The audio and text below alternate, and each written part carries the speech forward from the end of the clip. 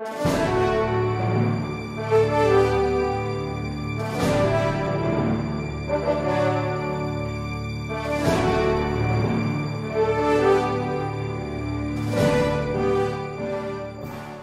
would like, if I may be allowed. Yes, please. In fact, we would like to object, Your Honor, to the offer of the testimony because the ruling, Your Honor, is inapplicable to the facts of the case as already testified by the good mayor of Manila.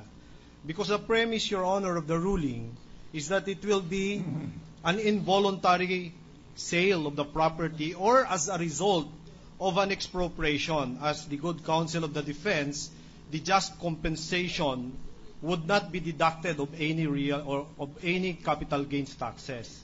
So, but anyway, whether a capital gains was due or not due, the fact is, and this is so far the fact that is understood by this court to be established, that the property was sold for 34,700,000, and that amount was paid for by check and received by Mrs.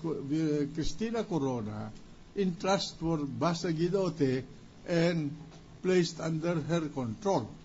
So, whether there is a tax component of that amount, it doesn't matter because we're talking here of the quantum of assets and liabilities and net worth of a particular respondent. Yes, Your Honor. And so what's the materiality of all of this? We agree, Your Honor. That's why we are objecting. It's not it's immaterial, Your Honor, to the fact in issue in this case, as well as it is not applicable at all, Your Honor. We are wasting our time in, we agree, Your in Honor. all of these things. well, if the objection, Your Honor, is just as to the Anyway, effect of the document, we offer for admission, Your Honor, by the prosecution, the authenticity and due execution of the Bureau of Internal Revenue ruling 095-20 regarding the capital gains tax in relation of the Basa Guidote Enterprises Incorporated. All right. It has been pre-marked as our Exhibit 242 for the defense, and a copy of which is in the possession of the prosecution. All right. There's Senator from Iloilo. Mr. President, may I support the Senate's President's suggestion that this document be admitted in evidence. Whether or not it is applicable to the case is a matter that will be argued in the memorandum or in the oral arguments. But the fact is that this document exists so that we can dispense with this witness, Your Honor. We just admit it and let the conclusions be drawn by both parties or by each party when the memorandum comes. Okay, we submit, Your Honor. Well, what about the defense? Yes, Your Honor. We are willing. Does the prosecution likewise admit that this BIR has not been amended, modified, or... We don't know. Chair will ask the question. You are sworn. Do you know now about this ruling of the Bureau of Internal Revenue, which is being the subject of discussion in this proceeding? Your Honor, based on the record... Do you know? Louder. Yeah. Your Honor, this ruling was... Do you know of this ruling? Based Yes. on the records, Your Honor, yes. All right. Then what is this ruling about? This ruling exempts from capital gains tax the transfer of a real property which was acquired by the City of Manila through expropriation.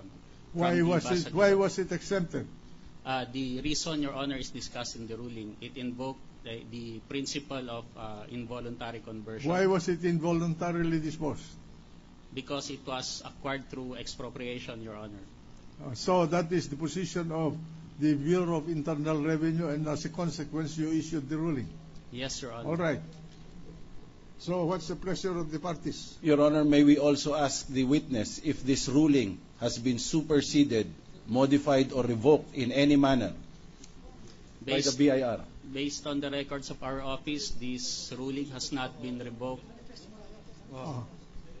So what's the pleasure now of both parties? Your Honor, we are willing to stipulate that the ruling was issued by the BIR and that its applicability only, as stated in the ruling itself, is in case of expropriation of the subject In property. other words, we all admit here that Basa Guidote did not pay any capital gains tax on the sale of the property. Okay? Yes, Your Honor. How about the prosecution? Yes, Your Honor. How about the defense? Yes, Your All Honor. right, so ordered. With the admissions entered into by the parties and the clarifications made by the witness, Your Honor, may we move that the witness be discharged? The witness is discharged. Thank you, Mr. Witness. Ibitan na muna kasi Basa Guidote rin yun. Yung akin na.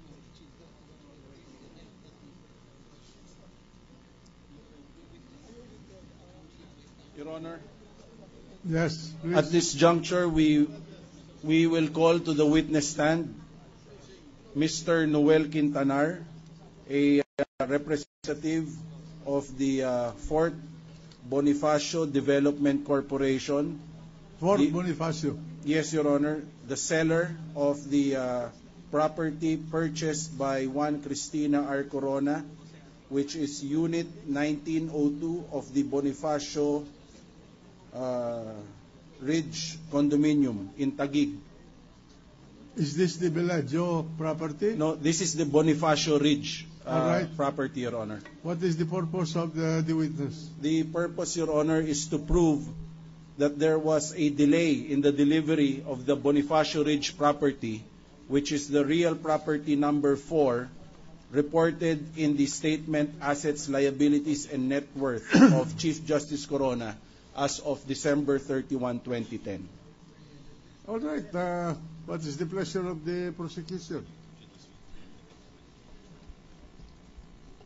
Your Honor, may we request that Attorney Hernandez be recognized for the prosecution. Yes, granted. Good afternoon. Good afternoon, Your Honor.